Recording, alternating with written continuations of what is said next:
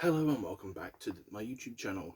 So today we have got a full album review and we're going to be looking at Aborted's latest album, Vault of Horrors. So a little bit of background information for those of you that aren't fans of Aborted or don't know of them. They are a Belgian death metal act formed back in 1995 in, I'll try and pronounce this correctly, the Warathem region. The group currently, I believe, consists of vocalist Sven de Kalu, who it seems like he's like the only consistent member throughout the lineup changes that I've seen. Guitarists Ian Jekyls and Dan Conradson and drummer Ken Bedeen. Interesting little bit of trivia here for you. Originally, the entire lineup all lived in Belgium, but the current roster of talent hails from Belgium, Netherlands, Iceland and USA. So they've got people from several different areas. Now, obviously, they've been active from 1995 all the way up to 2024. So that's a big period of time. So in that time, they have racked themselves up quite the discography. So we have 12 albums, like full-length studio albums, starting with 1999, The Purity of Perversion. We've got 2001, Engineering the Dead. 2003, Gormageddon, The Soul and the Carnage Done. 2005, The Archaic Abattoir. 2007, Slaughter and Apparatus, A Methodical Overture. 2008, we have Strychnine.213. In 2012, we have Global Flatline. 2014 was The Necrotic Manifesto. In 2016, we had Retro Gore. 2018, we had TerrorVision. 2021, we had Mania Cult. And in 2024, we had Vault of Horrors. Not only do they have 12 full-length albums, there's 6 EPs, with 2004's The Hematobic EP, 2010's Coronary Reconstruction EP, 2014's Scriptures of the Dead EP, 2016's Termination Redux EP, 2017's Bathos EP, and 2020's La Grande Masquerade EP. Don't know why I said it with an accent, that's just how I managed to say it without fucking it up. So within this discography of vast proportions, there's also one DVD, one demo tape, and 3 split EP/albums, being 2000's Irritations of Carnal Artistry with Christ Denied, 2002's Created to Kill with Misery Index, Brodquin and Drowning, so that was a 4-way split EP album thing, and 2003's Deceased in the East / Extirpated Live Emanations live 10-inch record with Exhumed. So, as you can see, they've been a very constant force within the scene from 1999, which is when I believe their first thing dropped, all the way to today. But today's album is 10 tracks consistent. Every track has a feature from a different band within the metal scene, and the album runtime is 40 straight minutes on the dot. So let's dive into this Vault of Horrors. So we start off with track 1, Dreadbringer, 5.5 minutes, featuring Ben Dwyer of Shadow of Intent. We have a slow, ominous build-up into an aggressive instrumental that builds a bit more, actually, into the vocals coming in. I think that was around the 1 minute 13 second mark, maybe 1 minute 15. Could have my timings a little bit off. The vocals come in thunderously, you know. The Aborted vocalist has a very unique sound to them. I'm not sure how I would describe it, but it's like, it's guttural, but yet also sounds slightly hollow. Like it's almost like a death rattle, I guess, is how I would probably describe it best.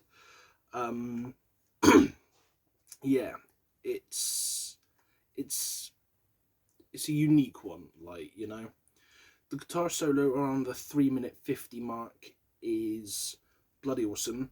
Genuinely, like, really enjoyed the guitar work throughout all of this album. um, and then that gives way to some like little sample, I think it was, from maybe a movie, but I couldn't quite picture what, or like what it was or what it said or any of that stuff, so I couldn't tell you what it was from. And this is just before the ending verse. The drum work again is like really fast paced, very chaotic almost. It's a very solid opening track from start to finish. My one thing I will say about track one as well is I couldn't quite work out where Ben Dware's vocals were. Yeah, and as someone that listens to Shadow of Intent a fair bit, I should have been able to work out where he was and been like, oh, there's Ben, but I couldn't. Track 2 is Condemned to Rot. This is about 2 minutes 57. This features Francesco Paoli of Flesh God Apocalypse, apparently. So there's less build here, like none at all. We go straight into verse 1 and it's unrelenting. It isn't until about the 1 minute 40 mark where there's a bit of a like hold up on the onslaught, but that isn't even for long. We get another solid solo which splits into play before a final chorus of Eaten alive, fueling the dead, everlasting cannibalistic, unstoppable legion of death. For we deserve to die, we are condemned to rot, condemned to rot. As we lust for skull-encased brains, you wretched fools are about to have a fucking party. And yes, it is written in the lyrics and said party. I'm not just saying that to be weird. That is actually how the lyrics specifically, like from Genius, I copied everything and corroborated it on a different site as well because I thought it was odd. But yes, it has like this whole George Romero zombie vibe going on. And this is something that I would slowly pick up on throughout the album, and I will happily say it here now. Each album seems to be inspired, or at least thematically aimed in the way of a different horror movie, sort of that of like the Silver Scream by Iceland Kills, whereas they are on the nose with it. Some of the stuff here is a little bit more subtle, some of it is very on the nose, as you'll see later on in the review. But some of them I couldn't quite work out what the like angle was or what they were like talking about fully, so I was just like going off of the vibes and trying my best to work out what it could be.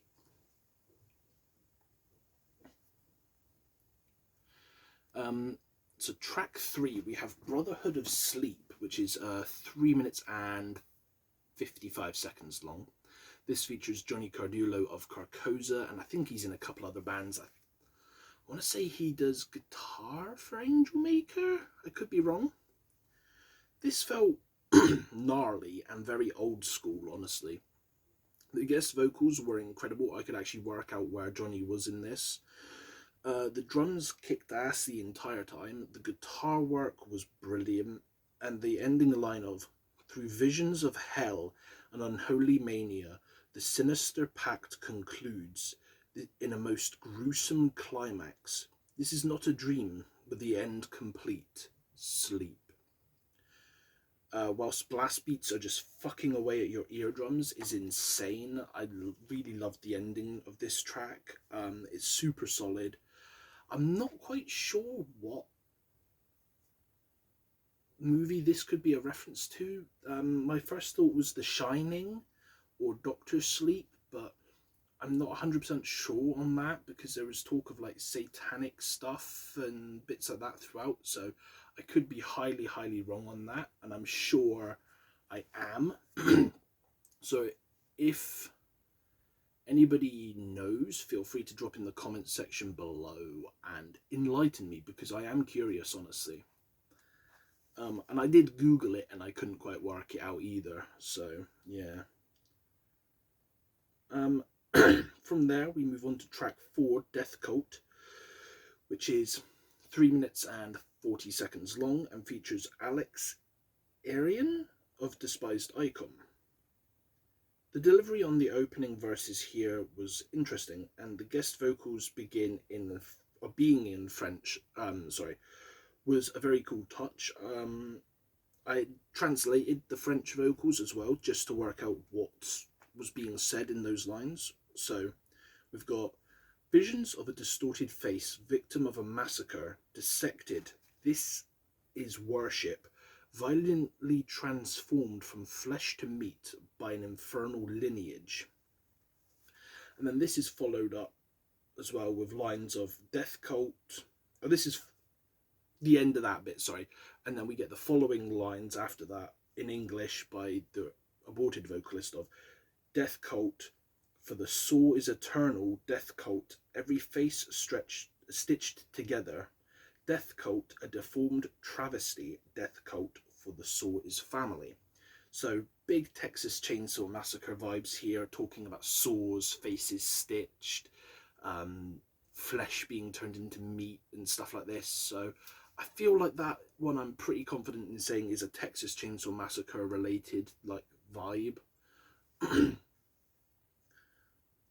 After this, we move on to track 5, Hellbound, which is 4 minutes and 48 seconds long, features Matt Magachi of Cryptopsy.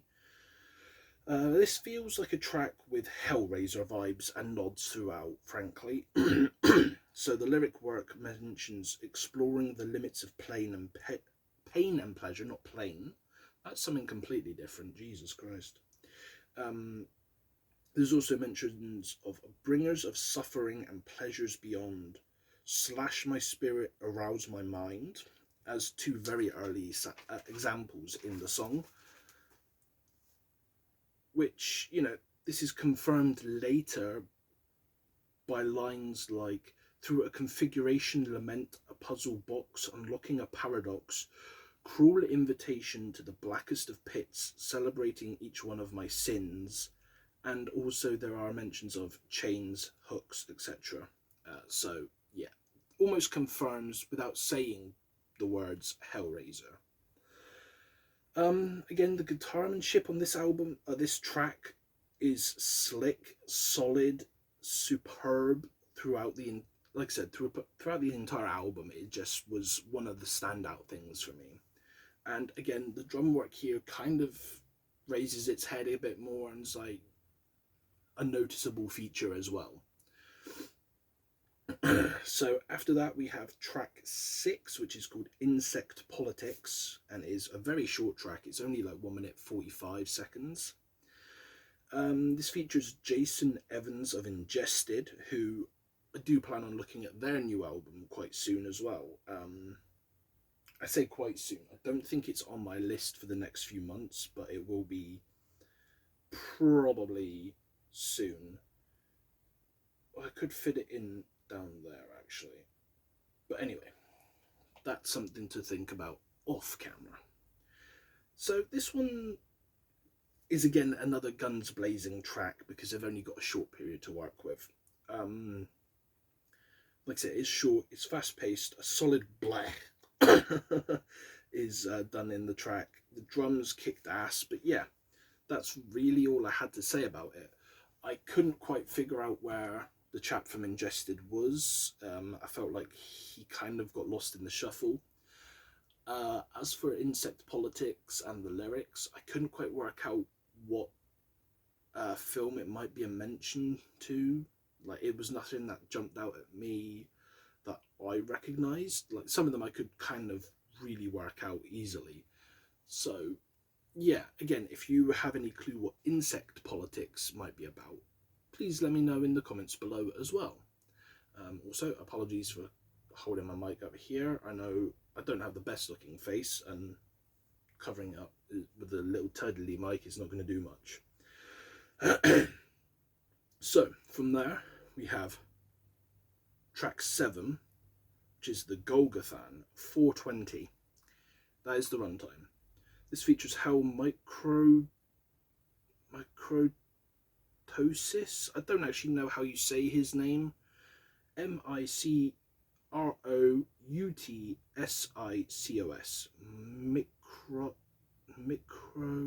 Microutsikos. I'm butchering that, and I heavily apologise. Jesus. We'll just call him Hal. Okay. He's apparently in bands like Engulf and Blasphemous. So we slowly build for 10 seconds before the drums and the sick guitar work again comes in, fast followed by the vocals. But lyrically, this is just fucking odd.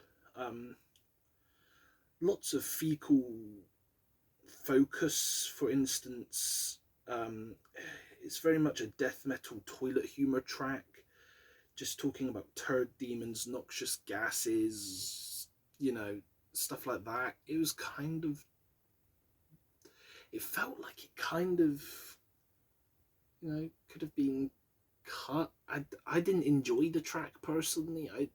I'm one for toilet humour. You know, I have the humour of a prepubescent teenage boy at times, and I love a good fart joke, but this was just kind of cringe. Yeah. Anyway, we'll move on to track 8, The Shape of Hate, which is 4 minutes 17. And this features the one and only Oliver Ray Alarion from Arcspire. Now, if you know anything about Arcspire, you know that the chap that does the vocals for it has some unique vocals. I believe they've been dubbed the shotgun vocals because of his way of delivering the lines and stuff, and you can kind of pick out where he's to on this, but he does sort of, you know, blend in quite well. And obviously, as you may have potentially picked up on with The Shape of Hate, this is a big Halloween homage. Lines like caustic killer, no guilt or remorse, none of you are safe, abandon all hope, there's no fucking saviour, trick or treat, the choice is yours, the boogeyman cometh, in verse 2. But verse 3, I think, features mostly name drops. Like it does say Michael Myers, along with other areas in the rest of this track mention his butcher's knife, his mask, All Hallows Eve, Haddonfield. There's a few other like references that you would be able to pick up on if you're a fan of the Halloween movie franchise, such as myself. So this is basically stabbing in the dark by Ink's darker, more fucked up mentally big brother, and again there's a solo in here which is disgustingly good. Overall, a very, very solid and somewhat enjoyable track. Track 9, we're coming on to the last 2 tracks here. This is Naturom Demonato, or Demonto, I'm not sure which way you say it. This clocks in at 4 minutes and 4 seconds, featuring David Simonich III of Signs of the Swarm. And this seems to be potentially an Evil Dead reference track. There's mentions of a Kandarian ritual. Later on it says stuff about the dagger. I think the specific line was something like, the Kandarian ritual is the only truth, as you'll swiftly come to know. Escape through bodily dismemberment from a dagger.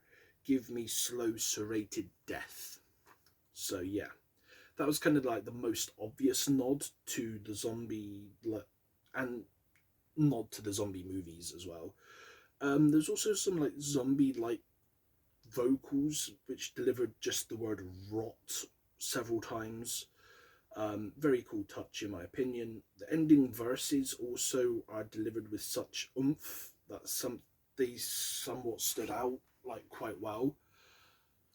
Definitely again a solid track.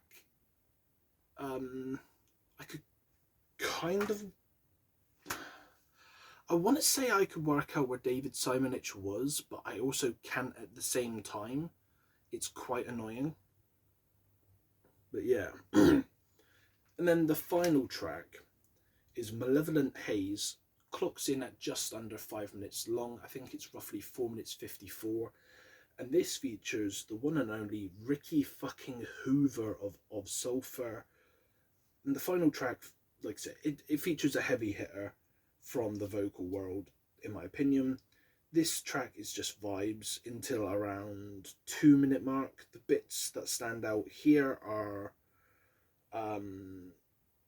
within the abyss lies a symphony, sweet melody of violence, which then goes into a vile malevolent haze, prelude to suffering, purveying hate, eternal at the stroke of 12. They will pay the price forever. And then that kind of goes into like a little chorusy section of, in the violent malevolent haze, I watched them turn on each other. In the malevolent haze, I watched them burn. Just so much awesomeness delivered in such a short section of time with those three segments alone. But it breaks into a stripped back guitar bit where like the guitarist once again gets to show what they can do. It's a little less intense, like I say, it's a bit more twiddly, but then it kind of like builds itself back up to the final verse, which is delivered very brutally.